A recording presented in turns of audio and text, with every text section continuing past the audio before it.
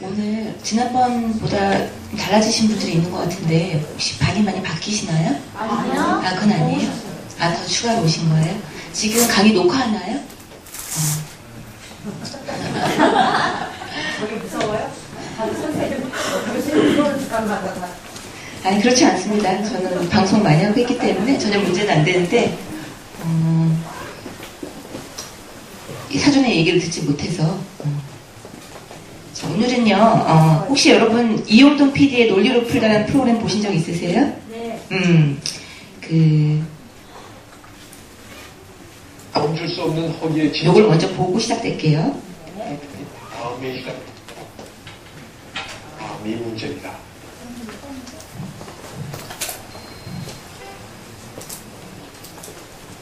민지 씨와 다빈 씨, 두 사람의 폭식은 어디에서 비롯된 것일까요?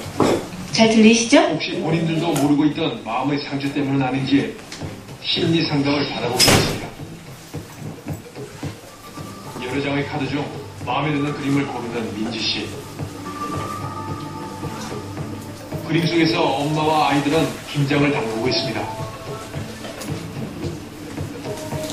그림에 대한 생각을 묻자 갑자기 울음을 터뜨립니다. 카드를 보고 우리 어떤 생각을 거북해 보여요. 이렇게 감정이 올라왔던 저는 아니고 저희 병원의 심리 선생님이세요. 엄마. 다정하게 김치를 만들어 주시는 엄마.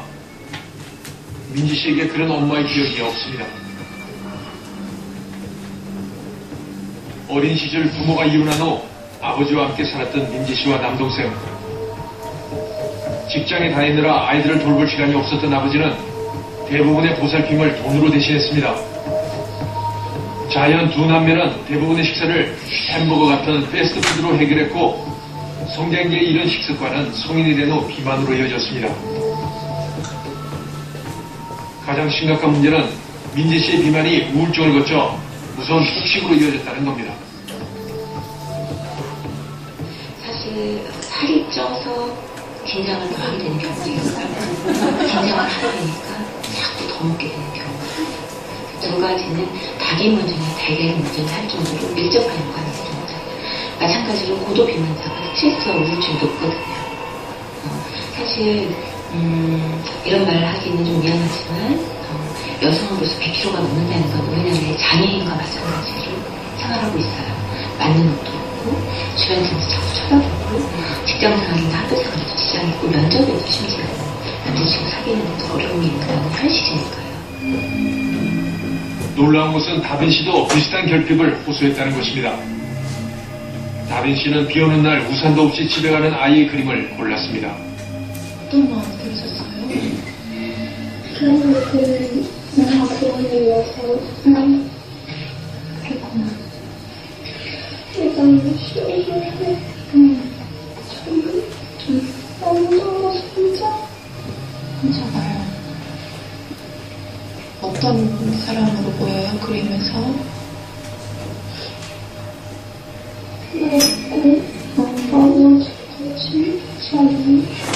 외롭고 아무에게도 관심받지 않는 사람. 참 외로운 감정이 많네. 폭식증의 전형적인 어떤 자존감의 저하 이런 부분은 어떤 굉장히 전형적인 그런 증상이지만 남을 의식하는 것, 남의 어떤 그런 인정과 사랑에 집착하는 게 유달리 높게 나왔어요. 배경을 보면 가정폭력의 피해자로서 어렸을 때부터 나는 정말 별 볼일 없는 애다. 나는 받아들이 하다. 나는 맞을 짓을 했다. 그래서 소아들은 자기중심적으로 생각하기 때문에 자존감 형성에 굉장히 영향을 많이 미치는 가능성이 있죠. 성장 과정에서 자, 제가 저걸 보여드린 이유는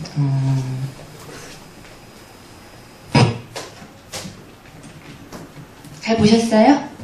저 보여드린 이유는 저기에서 하고 있는 얘기가 그거예요. 결국은 그 살이 찌는 이유 중에 가장 큰 게 이제 심리적인 게 많다. 왜냐면 우리가 먹는 거라는 게 사실 행동이거든요. 여러분 여기 다 수업 뭐로 오셨어요? 건강한 여성, 건강한 정신, 그죠? 그 행동을 이면에는 항상 심리가 있거든요. 어떤 심리 때문에 그 행동을 한단 말이에요. 그래서 폭식과 같은 것도 사실 제가 정신과 의사지만 그 폭식과 다이어트, 비만 치료 이 부분에 관심을 갖게 된 이유도 여기에 있습니다. 다이어트를 해보신 분, 그래서 다이어트 해보신 분, 솔직하게 우리나라 여성의 90% 이상이 다 다이어트 중이에요. 현재 다이어트 중. 날씬하거나 뚱뚱하거나 상관없이.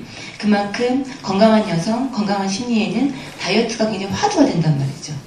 그리고 눈에 직접 보여요. 저 사람 살이 쪘구나, 살이 빠졌구나. 또 먹는 거라는 건 우리나라가 먹는 문화가 굉장히 발달돼 있어요. 왜냐면 우리 3시에 만나자 이게 아니라 점심 때 봐. 저녁 그 밥집에서 만나. 다 먹는 거와 연관이 많은 문화이기 때문에 먹는 행동 자체는 우리나라 특히 더 심리적인 거와 연관이 많습니다. 제가 비만 클리닉을 10여 년 이상 운영하면서 느낀 게 물론 정신과 의사로 눈을 봐서 그런지 모르겠지만 실제로 와서 하는 얘기가 살 빼는 얘기가 아니에요. 그분들의 목표가 체중 감량으로 오긴 하지만 체중은 저절로 빠지는 거고 결국은 자기 심리적인 허기, 내가 왜 이렇게 먹는 게 많이 늘어났고 요즘에 스트레스를 뭘 받고 있고 또 잠을 왜 못 자고 여러 가지 스트레스 원인들이 다 점검이 되어야만 그 사람을 알아야만 그 사람 살 빼는 걸 도와줄 수 있다는 거죠. 그래서 정신과 의사로 이쪽 부분에 이제 제가 많이 하고 있는데 지금 방송 보셨듯이 100kg 넘거나 예를 들어서 10kg가 쪘거나 하면 여자분들이 우울증이 안 올 수가 없어요. 근본적인 뿌리가 아까 자존감이라는 얘기 했었죠. 내가 먹는 거를 조절하기 위해서는 에너지가 있어야 돼요. 어제 뭐 드셨어요? 네? 뭘 먹었어요? 네. 뷔페? 그러니까 내가 뭐 먹었느냐, 뭘 먹을 걸 조절하느냐, 먹는 걸 계획 세우고 좋은 음식, 뭐 그냥 인스턴트 같은 거 막 때우고 아니면 제가 지난번 강의 시간 들으셨죠? 미국 가서 우울증에 빠졌을 때 단 한 끼도 먹지 못하고 한꺼번에 폭식하고 이런 경험도 있었다고. 그만큼 자기 생활이 무너지고 흐트러진다는 거죠.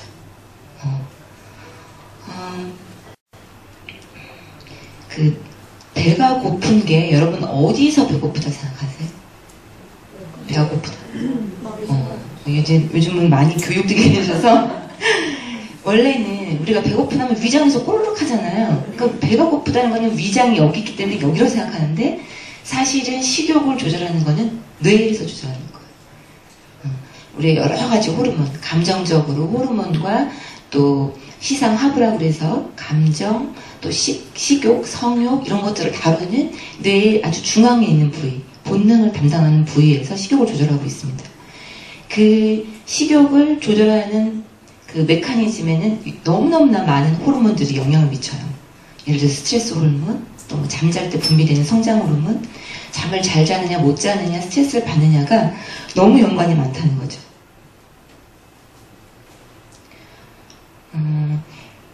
여러분들 여기서 다이어트 실패해 보신 적 있는 분?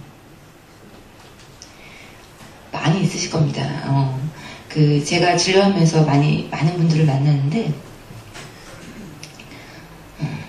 뭐, 효소 다이어트, 뭐, 홈쇼핑에 나오는 거, 한 18만원, 15만원 살 수 있잖아요. 그런 것들 사놓으면서 쟁여놓고 먹지 않는 분들 참 많아요. 다이어트가 뭔지를 안다면, 저는 그런 그 원푸드 다이어트라든지 효소 다이어트는 별로 권하지 않습니다. 저희 어머님도 전 원래 허벌라이프 제가 갈 때마다 찬장에 막 쌓여있어 먹지도 않아요. 그것만 봐도 이제 마음이 좀 안심이 되는 거. 근데 저희 어머니도 이제 아이 낳고 나서 이제 저 낳고 임신 중독증이라는 게 걸려서 20kg 이상, 처녀 때 45kg 안 나간 사람 없어요. 다 와서는 난 처녀 때 45kg였어, 49kg. 근데 저희 어머니 마찬가지였거든요. 근데 제가 저희 병원에 처음에 그 비만 클리닉 할 때 저희 어머니 70kg 넘으셨었어요. 키가 155인데. 그러니까 무릎 아프고 기본적으로 몸이 무거운 거죠. 77, 88 사이즈 이런 식으로. 거기에다가 이제 아버지 돌아가시고 난 다음에 어떤 스트레스, 우울증 이런 것들이 다 경매지면서 잠 못 자고 하니까 살이 더 찌는 거예요. 그 다음에 오는 게 뭐죠? 혈압, 당뇨. 사실 제가 엄마 저를 못 믿으시기 때문에 그냥 그러면 저 말고 그 창피한 거예요. 딸한테 그런 거 보여주기가. 그럼 제 친구 병원에 가셔라. 예약까지 다 해드렸는데도 안 가요. 안 가. 그 살이 찌신 분들은요. 여기 살찌신 분들은 거의 없는데 있어요? 아까 제가 뭐라 그랬죠? 날씬한 사람 다 살쪘다고 생각한다 그랬죠? 90% 이상이 다이어트 난 중이다. 먹으면서도 먹으면 안 되는데 살찌시는 분, 꽤 많이 찌신 분은 없는 것 같은데 저희 어머님처럼 몸에 이상이 올 정도로 살이 찌시면 일단 사람이 무기력증에 빠져요. 뭘 시작할 의지조차 없는 거예요. 그럼 우리 뭐라 그러죠? 게으르다 그러지. 역시 뚱뚱하니까 게으르다. 저희 아버님 살아계실 때 엄마 엄청 구박하셨어요. 운동 좀 해라. 헬스클럽 가라. 근데 제가 나중에 비만 클리닉 하면서 경험한 게 뚱뚱한 사람들이요 헬스클럽 못 가는 이유가 뭔지 아세요? 창피해서. 운동, 살쪄서 운동하고 있다는 자체가 너무 창피한 거고, 두 번째는 의지가 없는 거예요. 몸에 무기력증이 같이 오니까. 근데 아빠는 계속 가라고 그러고, 엄마는 안 가고 하니까 참 분위기가 좀 그랬겠죠? 그래서 저는 다이어트를 실패하신 분들을 진짜 많이 만나는데, 그분들이 병원에 오시는 이유가 제가 아까도 얘기했지만, 체중 빠지는 거가 일차적으로 겉으로는 목표로 오지만, 결국은 사랑받고 싶은 마음, 인정받고 싶은 마음, 또 내가 우울증이나 이런 게 있는 거를 의식도 못하면서 도움은 받아야 되는데 막상 도움을 어디서 받아야 되는지도 몰라요.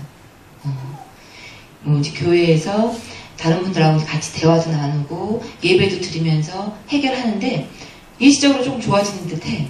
그렇지만 이분의 근본적인 그런 무기력증을 끌어올리는 거에는 전문가의 손길이 필요하다는 거죠.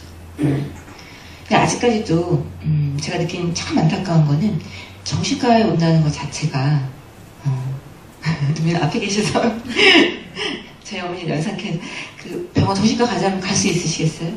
저희 남편이 있었어요. 아 조금 아시죠? 어떤 본인이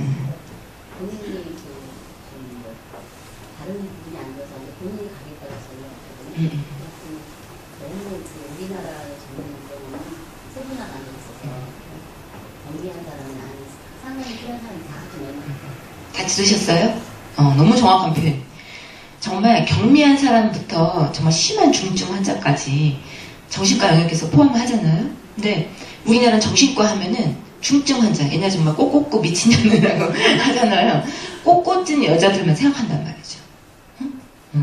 실제로 정말 심한 사람들도 있어요. 저도 이제 경리병동에서도 근무를 해봤기 때문에 한청을 듣는다든지 뭐 욕을 심하게 한다든지 도저히 인간 생활, 여기 일상생활을 하실 수 없는 분들도 계시지만 사실은 이렇게 잠시 스트레스 때문에 잠을 못 잔다든지 또 뭐 어떤 이유로든 간에 뭐 사람들을 기피한다든지 그런 인생의 고비고비에서 오는 좌절 또 별별 일들 다 있잖아요. 사업 실패, 부부관계 문제, 자녀 문제 참 많이 오시죠.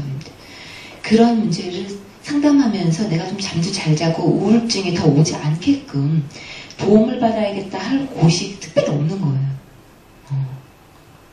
그래서 저의 이제 비전이 정신과의 문턱을 낮추고 심리 상담이 좀 더 친근해졌으면 좋겠다. 미국처럼. 우리나라 겉으로는 선진국이잖아요. 겉으로는 잘 산다고 하지만 그 정신과와 상담에 대해서는 너무나도 수치스러운 게 많죠. 특히 이혼을 앞두거나 하는 부부 문제는 교회에서도 얘기할 수 없는. 오셔서 그런 얘기 하세요.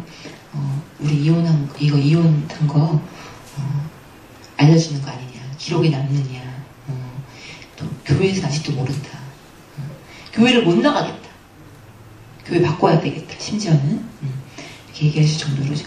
그러나 우리나라 이혼율이 지금 굉장히 높죠. 다이어트 얘기하다가 말이 빠졌는데 그럼 다이어트를 실패하는 가장 큰 원인이 뭔가? 제가 아주 중요한 팁 하나 가르쳐드릴게요. 과도하게 먹는 거를 참으려다 보니까 더 폭발적으로 뭘 먹게 돼요. 그 다음부터 너무너무 스트레스를 받는 거예요. 그래서 제가 원푸드 다이어트가 나쁘다고 하는 이유가 뭐 1일 1식 원푸드 다이어트 뭐 유행하는 것들 많잖아요. 라면은 다이어트 할 때 먹으면 될까요? 안 될까요? 라면 안 되죠. 다들 안 된다고 알고 계세요. 근데 라면을 너무 좋아하는 사람이 있어요. 저는 그냥 그런 분들한테는 보상 음식으로, 저는 보상 음식이라는 걸 허용을 해줘요. 하루에 한 끼는 보상 음식을 먹을 수 있게. 그러니까 절대 안 된다고 생각하니까 자기 전에 뭘 먹는 줄 아세요? 생라면. 라면은 먹으면 안 된다고 하니까 생라면을 막 구고구고. 근데 생라면으로 라면 먹었다는 생각이 들까요? 안 들까요? 안 들어요. 그 라면에 그 뜨뜻한 국물을 푹 하고 먹어야 라면 먹은 맛이 나는데, 칼로리는 똑같은데, 잘 아시네요. 칼로리는 똑같은데, 생라면은 그 욕구를 달래줄 수가 없단 말이죠. 우리가 그 소울푸드라는 게 있어요. 소울푸드. 내 마음을 위로해주는 음식. 그죠? 제가 이제 보상 음식이라고 얘기하는데, 비 오는 날 비가 부슬부슬 오면 뭐 생각나세요? 부침개. 그런 식으로. 라면이라면 내가 뭔가 허전하고 막 스트레스 받을 때 라면을 먹으면 좀 나아져요. 그런 건 보상 음식이에요. 그래서 저는 되도록이면 라면을 허용하지만, 라면은 그 짠 국물, 그러니까 스프를 좀 줄이고, 아니면 국물은 좀 덜 먹는다라든지 그 정도로 조절을 하면 허용을 합니다. 절대 금기 음식이 없어야 한다는 게 이제 제 주장이고요. 그 다음에 기분이 좋아야 된다는 게 그 두 번째 주장이에요. 다이어트가 잘 되려면요, 뭐든지 우리 그 행동을 강화를 시키려면, 그 행동을 계속하게 하려면 재미가 있어야 돼요. 재미가. 이제 그 상담하다 보면은 어떤 이제 자매들이 와서 새벽 기도를 열심히 나가는 거예요. 참 믿음이 좋은 자매구나. 아침에 그 5시 이렇게 가서 바로 출근을 해. 그러고 난 다음에 운동을 하고 집에 들어와요. 피곤하잖아요. 근데도 그 다음날 또 새벽 기도를 가. 뭔가 대단한 기도 제목이 있나 보다. 저는 항상 기도 제목을 물어보거든요. 기도 제목이 뭐예요? 뭐 그냥 기도 이것저것 하고 자세히 여러 가지 물어보니까 좋아하는 형제가 새벽 기도에 나오게 돼서 같이. 그러니까 그거를 우리는 욕할 수 없는 거죠. 그 행동을 강화시키는, 좋은 행동을 강화시키는 동기 유발 요인이 있어야 된다는 거죠. 다이어트도 마찬가지. 재미가 있어야 다이어트를 하는데, 다이어트 시작하실래요? 이제 3월도 되고, 그럼 뭐라고 그러세요? 오늘은 먹고 내일부터. 일단 오늘은 먹고 난 내일부터 하겠다. 그만큼 다이어트라는 게 대부분 사람들이 연상 단어를 띄우면 다이어트 지옥훈련, 다이어트 미친듯이 운동해야 되는, 다이어트 절대 먹으면 안 된다. 이런 걸로 낙인이 찍혀 있다는 거죠. 근데 저는 이제 다이어트를 제 용어로 제 정의를 하면은 아까 여기 나온 거죠. 다이어트는 나를 위해서 재충전하는 시간이다. 재충전. 우리가 여기서 우리나라 이렇게 가만히 살면요, 세상 속에 살다 보면 너무나도 나쁜 것들이 많아요. 정말 손쉽게 햄버거. 저희 시어머니 햄버거 제일 싫어하시는데 저한테 햄버거 먹으면 죽는 줄 아세요. 햄버거에는 온갖 나쁜 고기들이 다 들어있다.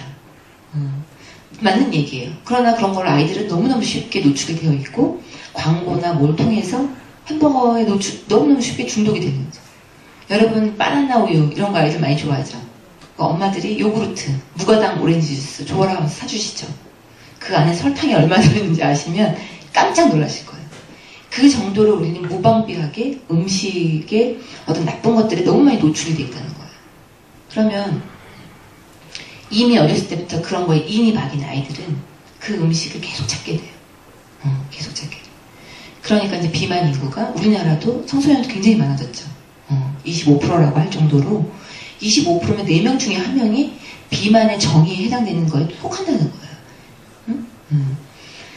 그러면 청소년과 소아비만이 위험한 건 뭐죠?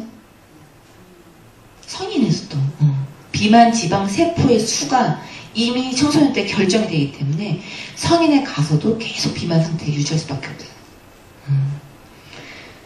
비만은 병이다. 아니다. 어떻게 생각하세요? 정말 반반 나누셨는데 일단 저는 병이라고 정의를 하고 싶어요. 비만은 병이다. 왜냐하면요, 우리가 정상적인 음식을 먹고 정상적으로 움직이면 몸은 체중의 정상적으로 어느 정도 정말 유전적으로 특별히 문제가 있지 않은 사람은 정상 체중 유지하게 되어 있어요. 그래서 제가 이제 박용호 선생님이라고 왜 다이어트에 대해서 많이 많이 하시는 그 선생님하고 같이 방송 많이 했었는데, 그분이 이제 구석기 다이어트 이런 걸 많이 책 쓰셨죠. 그 이유가 뭐냐면 그때는 우리가 움직임이 많았다는 거예요. 지금은 다들 스마트폰 하고 있고 애들 보세요. 학교 집 전혀 뛰어놀 시간이 없어. 심지어는 초등학생까지도. 그랬을 때 우리가 대부분이 다 앉아있단 말이죠. 그러니까 살이 찔 수밖에 없는 병인 거예요. 이거는 온 인류가 지금 몸에 병이 생길 수밖에 없는 환경으로 돼가고 있어요. 음식은 점점 가공 음식, 그죠? 빨리빨리 먹어야 되니까. 옛날처럼 뭐 씹어 먹고, 뭐 밥 쪄 먹고 옥수수 먹고 이런 게 아니라 그냥 간편하게 햄버거 하나 땡, 콜라나 우유로 땡 이런 식으로 바뀌고 있으니까 또 맛있게 해야 팔리잖아요. 그러니까 환자분들 중에서 빵 먹으면 안 돼요? 이런 질문 되게 많이 하세요. 빵 먹으면 안 돼요? 다이어트 기간 동안? 어떻게 생각하세요? 빵을 너무 좋아하는 밥 먹고도 빵을 꼭 먹어야 되는 분들한테 빵 먹지 마세요. 다이어트 못해. 그러면 그분들은 뭐냐면요. 그러면 미국 사람들 다 살쪄야 되잖아요. 서양 사람들 빵 먹으니까. 빵이 나쁜 음식은 아니에요. 탄수화물 우리는 어느 정도 필요하니까. 근데 우리나라 제과점 빵은 빵이 아니에요. 이건 설탕 덩어리. 그죠 여러분? 식빵에조차도 설탕이 많이 들어있어요. 왜? 맛있게 만들어야 팔리니까. 이게 주식이 아니니까 맛있게 만들지 않으면 팔리지 않는단 말이에요. 근데 맛있게 만들려면 무조건 콜레스테롤과 설탕이 들어갈 수밖에 없는 거죠. 그래서 얘기가 많이 샜는데 나를 잘 챙겨야겠다. 내 몸을 신경 써줘야겠다 하는 게 자기 사랑의 사실 첫 번째거든요. 첫 번째. 주부들이 왜 아이들 챙기다 보면 아이들한테는 좋은 음식 먹이지만 본인은 안 그래요. 저는 항상 그걸 지적을 합니다. 저희 병원은 이제 주부층들이 많이 오세요. 아파트촌 사이에 있다 보니까 병원이 대부분이 학구열 때문에 서초동으로 이사 오신 분들이에요. 그러니까 아이들이 무조건 우선이에요. 뭐든지 다. 엄마는 로드 매니저. 차로 애들 학원 날리고 아니면 음식 준비해요. 애들은 좋은 걸로 많이 먹이세요. 이제 배운 만큼 배워서 아시니까. 근데 엄마들은 차에서 햄버거 먹는 엄마도 있어요. 애 기다리면서. 애들 먹다가 남은 거 그냥 먹어요. 애들 핑계로 과자 사서 자기가 먹고 있어요. 밤에는 남편 늦게 들어오니까 맥주 마시다 자요. 살이 안 찔 수가 없어요. 그러면 아이들 요즘에 어떤 줄 아세요? 다이어트 하러 온 엄마들이 울면서 하시는 얘기가 남편이 살 빼라고 그런 거는 참는데 왜? 너도 쪘으니까. 너 빼나 빼. 당신도 배 나왔는데 왜 나한테만 그러냐. 그래서 참을 수 있대요. 그리고 뭐 이제 결혼했는데 뭐 내가 날씬해 처녀처럼 돼서 뭐 하냐. 이제 이런 생각이 드시는 거죠. 근데 애들이 엄마 살쪄서 창피하다 병원 학교 오지 말라는 거야. 엄마는 왜 이렇게 살쪘어? 엄마 배가 이게 뭐야? 그러니까 얘들한테 그 얘기 듣고 진짜 못 견뎌서 막 울면서 내가 얘를 위해서 이렇게 참고 희생하고 여기까지 이사 오고 정말 서초동 전셋값 굉장히 정말 전국 1위잖아요. 그거 마련하느라고 진짜 자기는 입을 거 먹을 거 하나도 못하고 그러고 왔는데 결국 남는 건 나한테 이런 거예요. 우울증이 대부분 있으세요.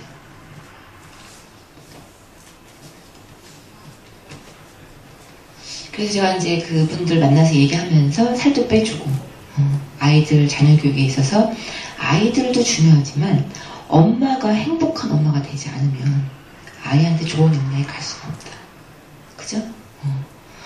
엄마는 사실은 물론 아이들을 우선순위에 두고 케어를 해줘야 되는 그런 상황이지만 엄마가 인생이 참 즐겁다, 행복하다, 나 자신감 있다 이런 모습을 보여줘야 되는데 그렇지가 않다면 아이들 자체도 우울해질 수가 있고. 그래서 저희가 상담소 제가 같이 한다 그랬죠. 아까 잠깐 나온 게 이제 저희 소아랑 이제 청소년들 상담하시는 선생님인데 제가 이제 심리치료를 상담을 문턱을 낮춰야겠다고 생각해서 병원 하면서 2년 전에 굿 이미지 상담원이라고 상담원을 같이 운영을 하고 있어요. 근데 거기에 오는 이제 아이들을 상담하다 보면요. 아이들은 학교 때문에 바빠서 일단 만나기도 힘들어요. 학원 스케줄이 10시에 끝나기 때문에 저희가 밤 12시에 진료하지 않은 이상은 아이들 만나기도 힘들어요. 근데 엄마를 상담하고 나면 아이들이 좋아져요. 엄마가 스트레스를 받으니까 아이들한테 다 영향이 가는 거예요. 그런 경우가 물론 100%는 아니지만 대다수 많이 있었다는 거. 그래서 제가 최종 목표가 뭐냐. 비만 클리닉에 오신 이 주부님들 최종 목표가 뭐냐라고 생각했을 때 일단 자존감을 되찾아줘야 되겠다. 살을 빼면 일단 자신감 좀 생기거든요. 기분도 좀 좋아지고 몸이 가볍고 옷이 맞으니까 기분이 좋아지고 이러면서 내가 음식도 좀 제대로 이렇게 좀 건강한 거 먹게 되고 아이들한테도 짜증을 덜 내게 되고 또 내가 긍정적으로 바뀌면 말 한마디도 긍정적으로 나가는 거죠. 그래서 이제 저희 그 상담원에서 가장 중요하게 생각하는 프로그램이 자존감 상담 프로그램이에요. 그래서 폭식이 있거나 비만이 있을 때 다른 병원은 뭐 주사를 쓰기도 하고 뭐 요즘에 식욕 억제제 이런 거 많이 쓰잖아요. 저희는 심리 상담으로 제가 정신과 의사이기도 하고 아까 얘기 나왔지만 비만의 심리적인 원인에 제가 포커스를 두고 있기 때문에 되도록이면 식욕 억제제는 거의 쓰지 않고 정말 도저히 안 되는 분이 가끔 있어요. 근데 도저히 안 되는 분들을 제외하고는 거의 쓰지 않습니다.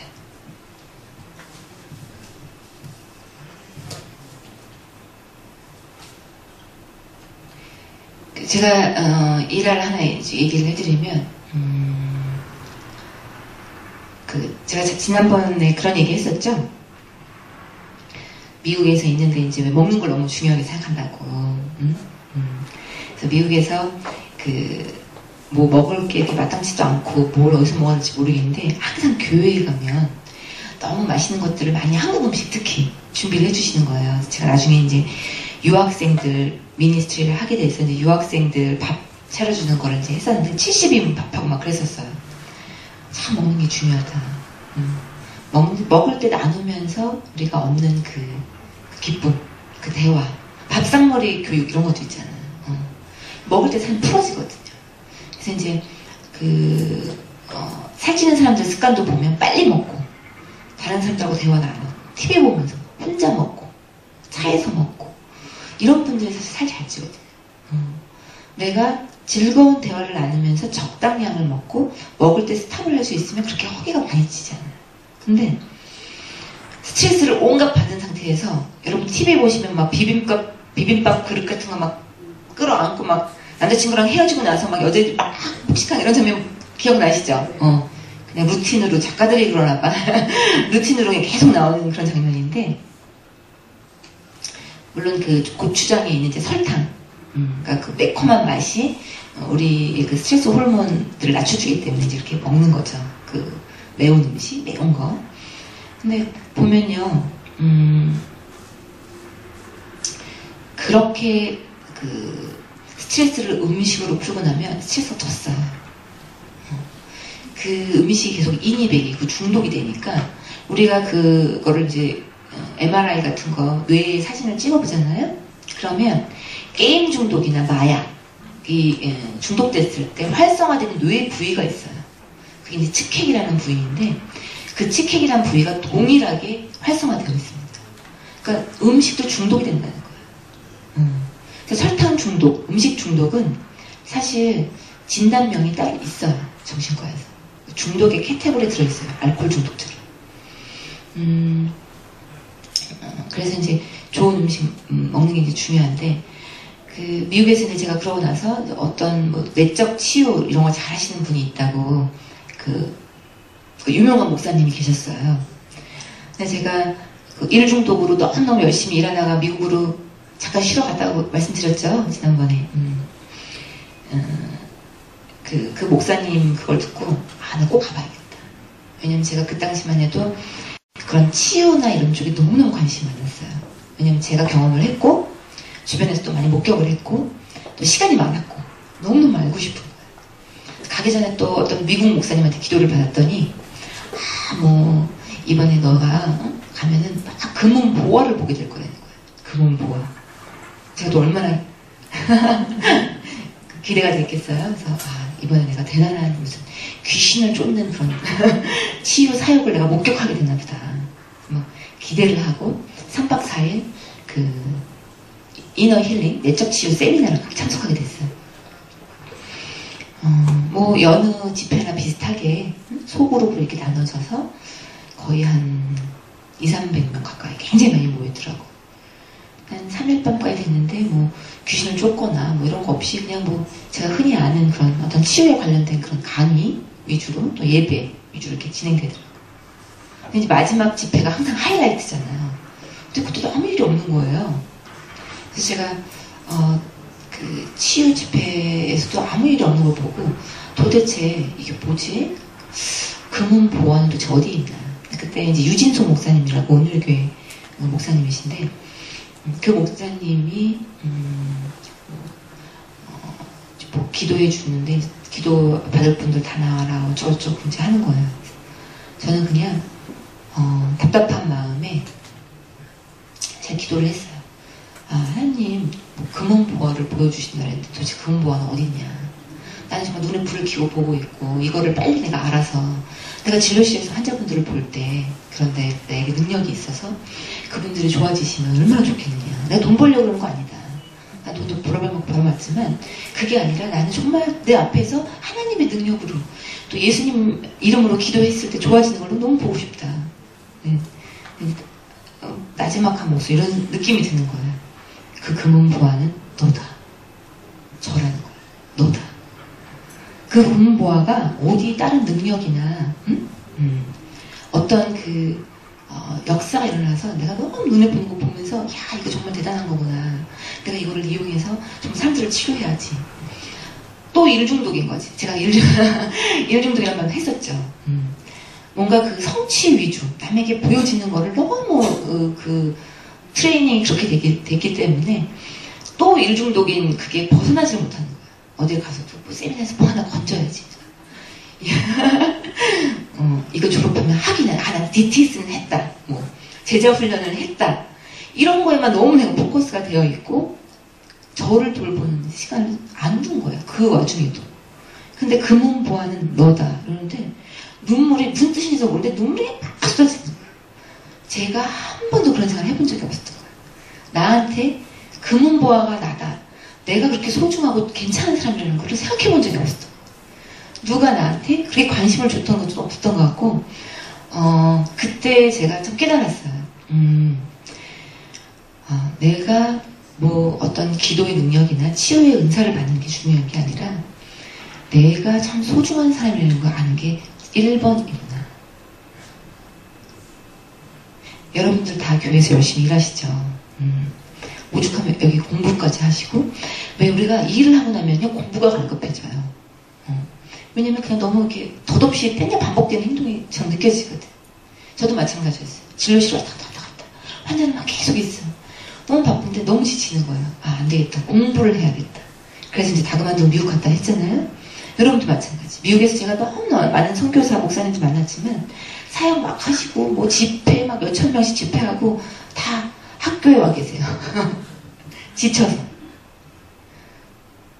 여러분 엘리야도 그 엘리야 선지자가 강의가 아니라 막 전쟁터에서 손들고 막 그 전쟁하고 기도하고 막 선지자의 역할을 다 마치고 대단한 일을 한 거죠. 자기가 손을 들고 있으면 이기고 손을 내리고 있으면 지고 대단한 일을 그토록 대단한 일을 하고 나서 그 사람이 어딜 도망갔죠? 엘리야 선지자가 로뎀나무입니다. 그죠? 기억하세요? 정확하게 몇 장인지 11개 상인가 11개 나오죠. 로뎀나무 밑에 가서 쓰러져 있었단 말이에요. 거지처럼. 그죠? 아무리 하나님의 일이 큰 일, 정말 눈에 보이지 않는 일부터 눈에 보이는 일까지 많은 일을 했지만 쓰러져 있었단 말이에요. 그만큼 자기를 돌보지 못했다는 거예요. 그 사람 뭐 손 들고 있었던 게 아팠겠어요? 옆에서 들어줬단 말이에요, 손을. 기도하는 동안. 그죠? 환경 구절 기억나시죠? 자기를 돌보는 거가 선교사들 그 강의에서도요, 미국에서는 50% 이상이 그 강의예요. 근데 한국 교회에서는 어떻게 가르치죠?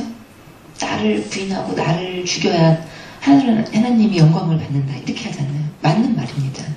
맞는 말이지만 그 말에 나를 죽여야 해서 나는 먹지 말고 좋은 거 입지 말고 나는 잠도 자지 말고 나는 시달려야 한다는 게 아니에요. 근데 우리나라에서는 약간 그 자학적인 그런 부분들이 약간 가미돼서 저는 그렇게 생각하지 않았는데 자기 부인이라는 말이 나를 부인한다는 말이 좀 나는 없어져야 된다는 게 나를 돌보지 말라는 그런 쪽으로 좀 그 잘못 받아들이시는 분들을 종종 봤어요. 어떤 예전까지 봤냐면 목사님 사모님이세요. 근데 들어오셔서 뭐라 하냐면 우리 교인들이 볼까봐 살 빼고 정신과에 상담받는다는 거를 교인들이 혹시 알면 안 될까봐 저쪽인데 1시간 차 타고 왔대. 여기 찾아서. 물론 이제 제가 그쪽을 하고 있기 때문에 저희 병원은 알아서 수송돼서 오신 것도 있지만, 그래서 제가 아니 좀 교인이 보면 어때요? 사모님 좀 아프실 수도 있는 거지. 얼마나 사모님이 할 일이 없으면 저렇게 살 빼러 다니냐고 할까봐. 그죠? 헬스클럽도 못 간다는 거야. 아니 저 시간에 신방 하나를 더 가야지. 헬스클럽에서 저렇게 한가롭게 운동하고 있나?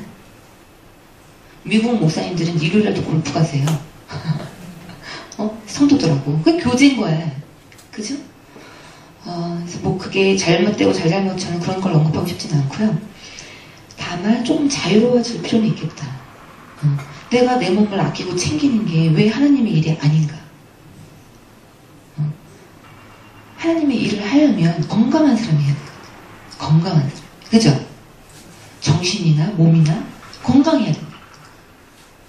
물론 장애가 있거나 병이 있거나 그런 분들도 자기 그런 결함을 가지고 하지만 건강한 거에 태어나는 사람은 그걸 관리를 해야 되는 거잖아요. 그죠?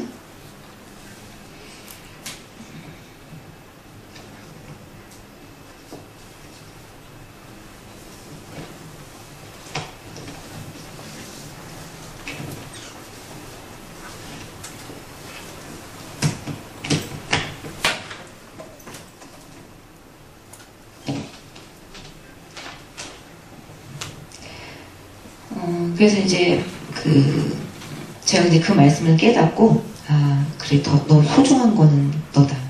금은보화는 너다. 금은보화는 너다. 그 말을 깨닫고, 그 다음부터는, 저를 위해서 제가 좋아하는 일을 하나씩 하기 시작했어요. 슈퍼를 가서도 장만 보고 막 집에 오고, 일중심적이라고 그랬잖아요. 일만 했다고요. 오늘은 내가 이걸 싸게 샀구나. 막 좋아하고. 장을 내가 오늘은 30분 만에 봤어. 빨리 봤다. 그러지 않고 과정을 즐기는 거야. 오늘은 이런 체리 같은 게 이제 미국의 체리 색깔이 너무 이쁘네. 좀 들여다보고. 그죠? 또 오는 길에 걸어서 이렇게 타박타박 오는 길에 여기는 꽃이 이렇게 폈구나. 그런 거 좀 살펴보게 되고. 그래서 제가 사진기로 그런 걸 찍어서 아까 제 블로그요. 여러분 한번 들어가 보세요. 제 이름 치면은 블로그 나옵니다. 유은정. 블로그에 사진을 올리기 시작했어요. 하나씩. 그러면서 이제 일기도 좀 쓰고 정말 저를 위해서 처음으로 시간을 가졌던 것 같아요. 계속 공부하고 일하고 바쁘게 지내다가 여러분들도 마찬가지예요. 다들 아이들 키우시고 남편 뒷바라지 또 교회에서는 교회 일 뭐 맡으신 분들 또 공부 여러 가지로 스케줄이 바쁘세요. 그런데 정작 하루에 나를 위해서는 무슨 시간을 갖고 있지? 또 거울을 좀 제대로 봐야 돼요. 거울. 거울을 보면서 나는 이렇게 좀 우선 보는 것도 좀 해보고 잘 살고 있나 좀 체크를 해보라는 거죠. 내가 나를 사랑하지 않고는 어떤 사람도 나를 대신해줄 수 없는 거죠. 제가 항상 받는 질문이 환자분들한테도 그러면 원장님 알겠습니다. 그러면 자기 사랑 중요한데 자기 사랑하기 위해서 뭘 해야 되죠? 뭘 해야 되냐? 그런 말을 많이 듣는다 이거죠. 뭘 해야 되죠?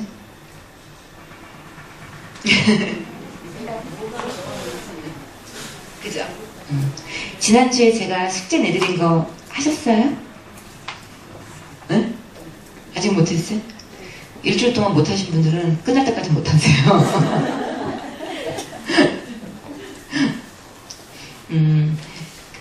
의무는 아니고요. 그거를 쓰신 분들은 제가 거기다가 체크를 해서 커멘트를 제가 달고 돌려드리겠습니다. 그래서 부담 가지지 마시고요. 수업 끝날 때 요 앞에다가 제출해 주시면, 이름 써서 제출해 주시면요, 제가 거기에 확인을 하고 코멘트를 달아서 여러분들 나눠드리고 도와드릴게요. 제가 정의한 건 이겁니다. 자기 사랑은 자신의 신체에 민감하게 귀 기울이고, 자신 신체에 배 꼬르륵 배고픈가 보다 지금. 졸린데? 나 졸린가? 신체에 민감하게 귀를 기울일 수 있어야 돼. 제가 한참 생리 언제 하셨어요? 물어보면 몰라요. 언제 했지? 기억을 다 못하세요. 그만큼 자기 몸에 관심이 없어요. 관심이. 제일 몸무게 많이 나갔을 때하고 적게 나갔을 때가 언제예요? 기억이 안 나요. 안 재봤대. 피검사 마지막으로 언제 하셨어요? 글쎄 한 5, 6년 됐나? 요즘은 그나마 이제 정부에서 해주는 게 있어서 그나마 다행인데, 그만큼 자기 이 몸이 기계인데 이거에 너무 관심이 없다는 거죠. 그래서 여러분들은 꼭 자기 사랑은 자기 신체에 민감하게 귀 기울이고, 첫 번째. 두 번째, 필요한 욕구를 채워주고. 필요한 욕구를 채워주고. 과욕이라는 말이 아닙니다. 내가 봄 되니까 핑크색 립스틱을 좀 바르고 싶네.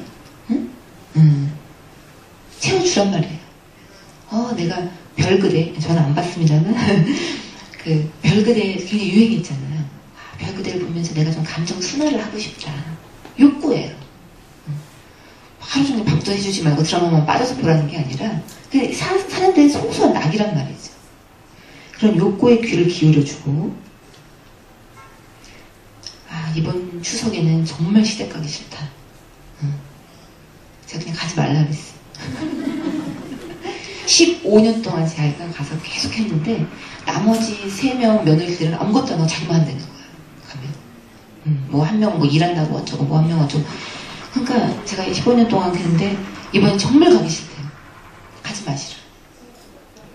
후유증은 나중에. 가지 마시라. 15년 동안. 제가 왜 그렇게 얘기했냐면, 그분도 15년 동안 할 만큼 했다는 거죠. 한 번쯤은 쉴 수 있다는 거죠. 자기가 안 해도 나머지 3 며느리들이 그러면 좀 채워줘야 된다는 거예요. 그래서 그분은 이제 그래도 될까요? 그러더니 안 가셨어요. 결정은 그분이 했지만 책임도 그분이 져야 되죠. 제가 이제 그런 코칭을 했다 해서 저를 원망하실 수도 있지만, 그분은 원망하지 않았습니다. 뭐라고 하시냐면, 내가 안 가서 돌아가더라고요. 내가 안 가서 돌아가더라고요. 그리고 이게 5년 이내에 세대기라면은 많이 이제 전전긍긍 할 텐데, 한 15년 되니까 이제 백제라는 이런 심정이 드는 거예요. 그리고 시어머니도 긴장하는 거예요. 이거 다르구나. 이거 만만한 상대가 아니구나. 케이스 바이 케이스입니다. 여러분 당장 가서 또 그런 행동하지 마시고. 그분은 그럴 만한 이유가 있었어요. 그쵸? 그리고 그걸 경험하고 나니까 10여 년 동안 쌓였던 한이 풀리는 듯한 그런 느낌. 뭔가 보상받는 느낌? 나도 한 번 좀 추석 때 쉬자. 굉장히 통쾌함을 느꼈다고 하시더라고요. 그러고 난 다음에 자기가 더 잘할 수 있었다. 왜냐면 자기도 좀 미안하니까. 그죠? 더 잘할 수 있었다. 또 세 번째는 육체적, 정신적 쉼을 허락해 주는 것. 쉼을요, 허락해 주는 거예요. 허락해 주는 거. 여러분, 현대인들이 정말 이기적이다, 자기 중심적이다, 이런 말 많이 듣죠. 너무 이기적이야, 요즘은 다 사람들이. 근데 실제 진료실에서 보면요, 내가 나를 존중해 주지 않고 내 편이 되지 않는 분들이 너무 많아요. 내가 나를 너무 괴롭혀요.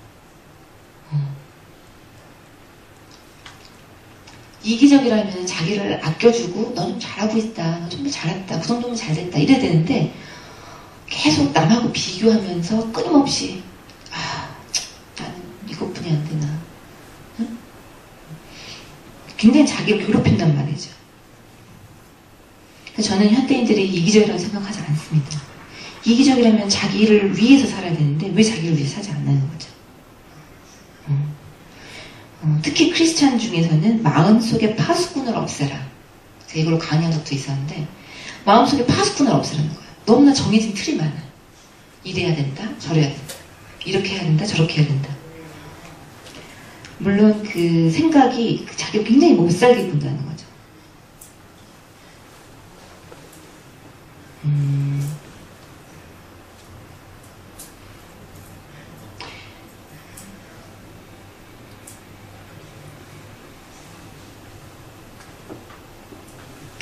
자, 아무튼 제가 이제 정신과 의사로서 다이어트에 관심을 가지게 되면서 다이어트는 싫든 좋든 그죠? 살을 빼야 되건 말건 간에 평생 저희 병원이 이제 오시는 분들이 10살 미만도 있고 10살 초등학교 1학년부터 소아 비만이죠. 77세까지 다니세요. 77세인 분이 오셔서 뭐라 하냐면 나처럼 나이 든 사람도 다녀? 이러시더라고요. 다닙니다. 70대. 요즘은 100세 인생이 됐기 때문에요. 70대라고 그냥 몸을 포기하면 안 돼요. 그러면 무릎도 아프고 막 80kg, 90kg 나오면 무릎이 아플 수밖에 없거든요. 관절이 이렇게 안 좋으시면 당연히 살 빼셔야죠. 좋든 싫든 계속 우리 곁에 있단 말이죠. 다이어트를 하는 시간은 여러분은 내 에너지가 그동안 밖으로 많이 뺏겼단 말이에요. 그러면 그걸 모아서 나한테 이렇게 모으는 그런 시간으로 재충전하는 시간으로 꼭 좀 삼으셨으면 좋겠어요. 그러면 다이어트가 평생이어도 되는 거거든요. 결국은 다이어트가 평생 원장님 그럼 나보고 다이어트 평생 하라는 얘기예요? 이렇게 얘기하는 분 계세요. 너무 다이어트도 평생이에요? 평생이에요, 평생? 저주라는 저주. 그 다이어트에 대한 개념을 너무 이렇게 혹사시키는 개념을 생각하지 마시고 가만히 있으면 우리 에너지 뺏긴다 그랬죠. 그러니까 나를 좀 돌아보는 시간. 내가 좀 요즘 운동 부족인가? 좀 걸어야 되겠다.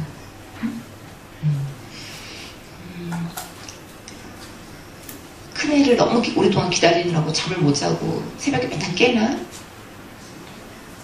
그냥 애한테 얘기해서 오늘은 엄마 좀 피곤하니까 오늘 좀 먼저 자겠다.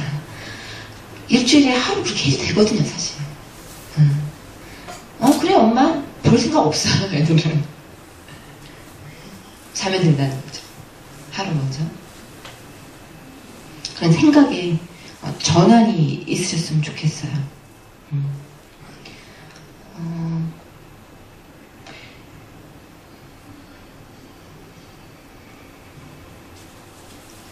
제 강의는 어느 정도 끝난 것 같은데 혹시 뭐 궁금하신 거 질문 한 10분 정도 있네요. 질문 혹시 하실 거 있으세요?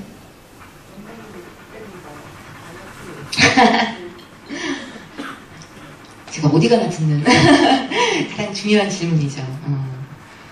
그 특별한 다이어트 비법이 뭐냐 그런 얘기 많이 하시는데 저도 제일 살쪘던 때가 인턴 때였어요. 인턴 때는 잠을 못 자고 음식을 맨날 배달 음식 먹고 배달시켜서 먹고 너무 바쁘게 허겁지겁 먹어야 되고 그러니까 체중이 진짜 한 5kg에서 6kg? 그 정도 찌더라고요. 네, 한 5kg, 6kg 별거 아니다. 50kg대에서 5kg, 6kg는 옷이 안 맞아요. 옷이 안 맞아. 그러니까 살찌는 것도 스트레스인데 인턴 생활도 스트레스잖아요. 그죠? 여러분들 그 20대 여자아이들, 10대 여자아이들이요. 다이어트에 대해서 얼마나 스트레스 받는지를 여러분 상상을 못 하실 거예요. 상상을. 정말 죽고 싶다 그래요. 살쪄서 죽고 싶다. 왜냐면은 우리 때도 물론 날씬하는 게 중요했지만 요즘 아이들은요. 걔네들의 우상이 누구죠? 소녀시대. 소녀시대의 허벅지는 지금 평균 허벅지 10cm가 적어요. 평균. 그러면 10cm의 허벅지가 적은 아이들이 자기 롤모델이에요. 그게 안 되면 자기 너무 뚱뚱한 거야. 그죠? 특히 더 심해요. 요즘 아이들의 다이어트에 대한 스트레스는 폭식증이 요즘에 10대, 20대의 20%예요. 5명 중에 1명이 폭식증. 폭식증의 증세가 뭐죠? 먹고 토하고 먹고 토하고, 그죠? 그 정의가, 정신과에서 어떤 정의가 있냐면 진단 기준이 있어요. 모든 생이 다 폭식증이 아니라 병으로 불리우려면 2시간 이내에 2인분 이상의 음식을 한꺼번에 많이 먹고 보상 행동이 따라야 돼. 제거 행동. 예를 들어서 변비약을 먹고 설사한다든지 밖에 나가서 먹자마자 막 뛴다든지 운동을 심하게. 그러니까 헬스클럽에서 아침 저녁으로 헬스클럽 다니고 그 다음에 이뇨제나 또 식욕억제제, 요즘 비만 클리닉에서 많이 처방하는 그런 거를 장복한다든지 또 토하는 아이들. 그래서 한 예로 이화여대 그 화장실 있죠? 우리 이화여대 학생들도 다니는데 그 학생 그 화장실에는 토하지 마시라고 써있대요. 화장실 안에. 그 문구가 붙을 정도로. 우리나라 인류의 여대생들이 그만큼 인류기 때문에 더 빼고 싶은 거야. 그죠? 스트레스 더 받는 거죠. 왜냐면 머리도 좋고 예쁘고 날씬하고 학교도 잘 다니고 회사도 좋아야 되거든. 믿음도 좋고 좋은 신랑 만나야 되고 애들은 공부 다 잘해야 되고, 그죠? 그렇기 때문에 그 완벽주의라는 게 이루 말할 수가 없는 거죠. 그래서 저도 그 당시에 살찌는 것도 너무 스트레스. 그래서 효소 다이어트, 진짜 제 월급의 절반에 해당되는, 그때 인턴 때 월급이 얼마 하지도 않았는데 절반에 해당되는 효소 다이어트를 의사인데도 불구하고 사요. 그래서 먹었어요. 못 먹겠어. 역하고 먹을 수가 없어요. 근데 제가 이제 그때 그 일이 좀 편해지고 인턴에서 좀 편한 과들이 있거든요. 편해지고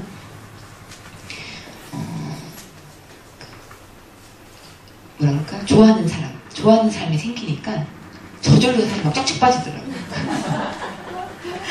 그거는 의학적으로도 여러분, 의학적으로도 맞는 말입니다. 왜냐면 우리 엔도르핀 분비되죠.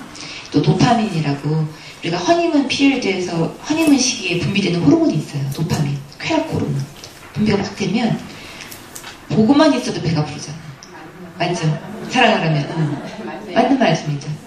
그리고 일이 좀 편해지고 하니까 확실히 살이 빠지더라고요. 그래서 그리고 인치 바이 인치 이런 거 아세요? 저 때 유행했던 건데 인치 바이 인치라고 막 이렇게 누워만 있어도 기계가 막 움직여가고 운동하는 그런데도 뭐 등록해보고 그렇게 여자아이들, 20대 여자아이들이 다이어트에 관심이 많단 말이죠. 그러면 엄마들이 그걸 물론 이해해줘서 그래도 살 빼라 하는 엄마들도 있는가 하면 어떤 엄마들은 막 구박해요. 너 그렇게 쪄가지고 남자 만나겠냐? 너 엄마 또 어떤 엄마는 살 빼려고 하지 말고 그 시간에 공부해라. 하여튼 종종 엄마들이 엄청 입김이 많습니다. 그래서 폭식증에는 사실 가정 환경이 굉장히 중요해요. 아까 심리검사 하는 거에서 나왔죠? 이 심리적인 허기나 이런 허탈감 같은 것들이 음식으로 대체되는 게 어렸을 때부터 습관화되니까 특히 일하는 엄마들, 바쁜 엄마들이 음식을 사서 냉장고에 쟁여놓는단 말이죠. 그리고 미안하니까 애들 사달라는 거 다 사주고 하다 보면 아이들이 살찌는 경우가 많이 있고요. 그렇습니다. 그래서 제가 이제 얘기한 게 재밌는 일을 좀 찾아라. 제가 늘 내주는 숙제 중에서 가장 환자분들이 좋아하시는 숙제예요. 재밌는 일 좀 찾아갖고 와라. 재밌는 일이요? 재밌는 일 뭐가 있는데요? 그거는 사람마다 다 틀리기 때문에 본인이 재밌는 걸 찾는 거예요. 어떤 사람은 댄스가 즐거울 수도 있지만 어떤 사람은 댄스가 곤욕일 수도 있죠. 저는 이제 약간 정적인, 제가 이렇게 밖에서 말하고 이런 것들이 많지만 이제 혼자 있는 걸 좋아하고 정적인 편이에요. 그래서 취미가 다 혼자 있는 거예요. 뭐 사우나. 저한테 이제 많이 물어보세요. 스트레스에서 어떡하냐. 목욕 가는 거, 사우나, 혼자 책 보기, 혼자 밖에 나가서 카메라, 뭐 약간 사진 찍는 거, 카페에 멍하게 혼자 커피 한 잔 마시는 거. 이런 게 재미예요, 저는. 그런 게 낙이란 말이죠. 그런 거를 중간중간 해놓으면 정말 저처럼 큰 손해를 보고 뭐 미국으로 도망간다든지 아니면은 뭐 어디 대단한 리조트로 막 비행기 타고 막 해외로 가야 되는 그렇지 않아도 일상에서의 어떤 미니 여행을 하란 말이죠. 미니 여행. 미니 여행. 다 하고 계시죠? 네. 여긴 건강한 여성들만 미니 여행을 하란 말이에요. 미니 여행. 교회도 제가 이제 뭐 이런 말 할 자격은 안 되지만 교회도 어떤 분들은 이런 말 하세요. 어렸을 때부터 모태신앙으로 어머님, 아버님, 장모님 교회를 너무너무 열심히 다니는 20대 여성. 자기가 살쪄가지고 교회 가기가 너무 싫대요. 그때 막 맡은 거 너무 많아. 청년부 회장부터 시작해서 이것저것. 일단은 제가 그랬어요. 가지 마라. 가지 마라. 교회에 가서 부담이 되고 또 너무 그 시간이 괴로우면은 가지 말라 그랬어. 왜? 하나님도 너가 너무 괴롭고 그럴 때는 너가 괴로움을 일단 떨쳐내고 나서 예배도 드리고 신나는 거지. 이 주일날 예배 하루 빠진다고 너한테 천벌 내리시지 않는다. 그런 분이 아니시다. 그렇지 않아요, 여러분? 저는 모르겠지만 저는 그거 굳게 믿는데 그렇다고 해서 청년들이 다 교회 나가지 말라는 얘기가 아니라 그 자매는 그러고 나서 오히려 더 신앙이 더 좋아졌어요. 내가 이렇게 괴로운데도 억지로 뭐든지 해야 되나? 청년부도 너무 짐이 무겁고 지금 얘는 폭식증에 우울증에 너무 심각해서 학교도 겨우 다니고 있는데 청년부 어떻게 하냐고. 그죠? 물론 그거를 하면서 그 가운데 정말 특별한 정말 은총이 있고 은혜가 있어서 저절로 치유되는 경우도 있겠죠. 그렇지만 주변에서 사람들이 도와주고 이 아이가 그럴 만한 회복할 에너지조차도 없으면 정말 힘들어. 좀 쉬어라.